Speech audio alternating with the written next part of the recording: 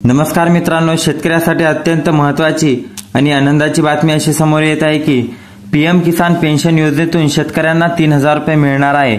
आता हे 3,000 रुपये कोणाला मिळणार आहे आणि यासाठी कोणते शेतकरी पात्र ठरणार आहे, संपूर्ण माहिती आणि संपूर्ण माहितीचा आढावा आपण या व्हिडिओमध्ये घेणार आहोत। तरी व्हिडिओ हा शेवटपर्यंत नक्की बघा। शेतकरी मित्रांनो, शेतकरी आपल्या देशाचा खरा आधारस्तंभ आहे।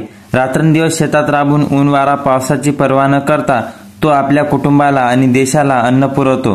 पण जेव्हा वय वाढते आणि शारीरिक ताकद कमी होते तेव्हा त्याच्यासमोर आर्थिक प्रश्न उभे राहतात। या समस्येला हाताळण्यासाठी केंद्र सरकारने प्रधानमंत्री पीक किसान पेन्शन योजना म्हणजेच की पीएम किसान मानधन पेन्शन योजना सुरू केली आहे।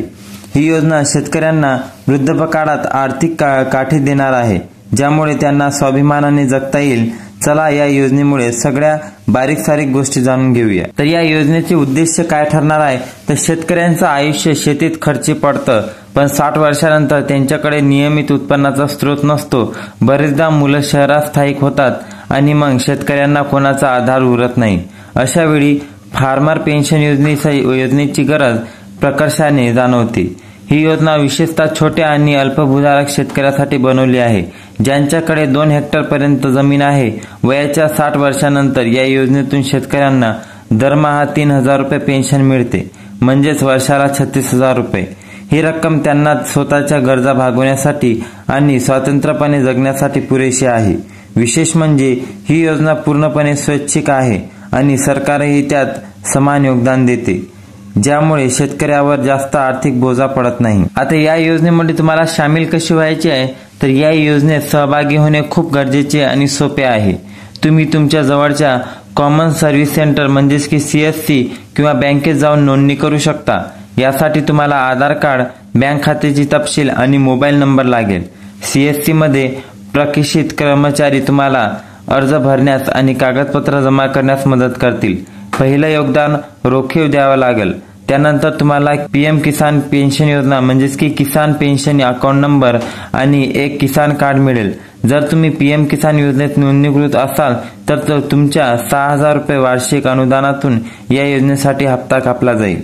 उदाहरणार्थ 40 वर्षाच्या शेतकऱ्याला दरमहा 200 रुपये द्यावे लागतील, म्हणजेच वर्षाला 2,400 रुपये। उरलेले 3,600 रुपये तुमच्या खात्यात जमा होतील। ही प्रक्रिया इतकी सोपी आहे की तुम्ही अप्लाय ऑनलाईन करूनही नोंदणी करू शकता।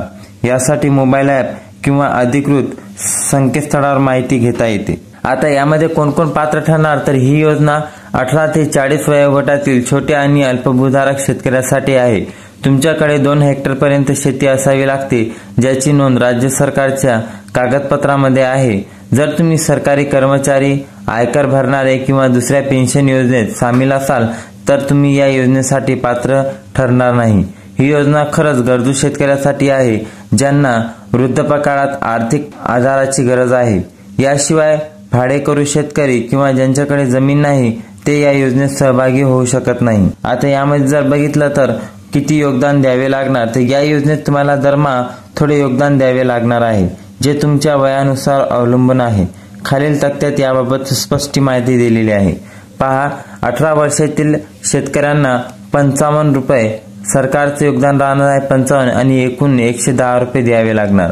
30 वयोगटातील शेतकऱ्यासाठी 105 असे मिळून 210 रुपये।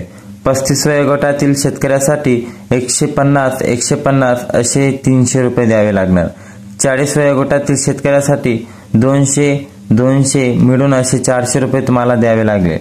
हे योगदान खूप जास्त नाही आणि सरकारही तेवढीच रक्कम टाकत आहे, म्हणजेच तुम्ही कमी वयात सामील झालात तर तुमचा हप्ता कमी असेल आणि जास्त काळासाठी तुम्हाला फायदा मिळेल। उदाहरणार्थ 18 वर्षाचे शेतकरी फक्त 55 रुपये दरमहा देईल आणि सरकारही 55 रुपये टाकेल।